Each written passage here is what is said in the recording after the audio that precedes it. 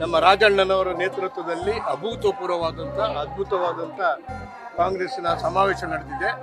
ಒಳ್ಳೆ ಸಂದೇಶ ಬರೀ ಹಾಸನ ಜಿಲ್ಲೆಗೆ ಮಾತ್ರ ಅಲ್ಲ, ಕರ್ನಾಟಕಕ್ಕೆ ಮಾತ್ರ ಅಲ್ಲ, ಇಡೀ ದೇಶಕ್ಕೆ ಒಳ್ಳೆ ಸಂದೇಶ ಕೊಟ್ಟಿದೆ. ಯಾಕಂದರೆ ನಮ್ಮ ಕಾಂಗ್ರೆಸ್ ಪಕ್ಷ ಇವತ್ತು ದಿನದಿಂದ ದಿನಕ್ಕೆ ಇವತ್ತು ಸಮೃದ್ಧಿ ಮತ್ತು ಬಲವತ್ತರವಾಗಿ ಬೆಳೀತಾ ಇದೆ. ಒಳ್ಳೆ ಸರ್ಕಾರ ನಾವು ನಡೆಸ್ತಾ ಇದ್ದೀವಿ. ಏನೇನು ಆಶ್ವಾಸನೆ ಚುನಾವಣಾ ಪ್ರಣಾಳಿಕೆಯಲ್ಲಿ ಕೊಟ್ಟಿದ್ದೀವಿ ಅದನ್ನೆಲ್ಲ ಅನುಷ್ಠಾನ ಮಾಡತಕ್ಕಂಥ ಅತ್ಯಂತ ಪ್ರಾಮಾಣಿಕವಾದಂಥ ಒಂದು ಸರ್ಕಾರ ಅದು ಸಿದ್ದರಾಮಯ್ಯನವರ ಸರ್ಕಾರ ಅಂತೇಳಿ ಸ್ಪಷ್ಟವಾಗಿ ಇವತ್ತು ಇಡೀ ದೇಶಕ್ಕೆ ಗೊತ್ತಾಗಿದೆ.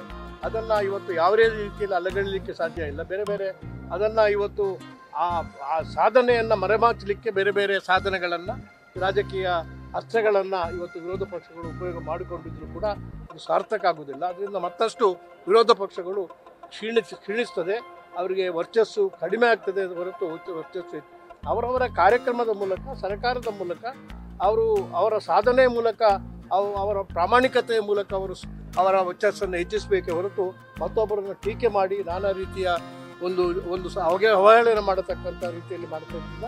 ಅದರಿಂದ ದಿನದಿಂದ ದಿನ ವಿರೋಧ ಪಕ್ಷಗಳು ಕ್ಷೀಣಿಸ್ತಾ ಇದೆ. Thank you. ನ್ಯೂಸ್ ಫಸ್ಟ್ ನಿರ್ಭೀತಿಯಿಂದ ನಿಮ್ಮ ಪರವಾಗಿ.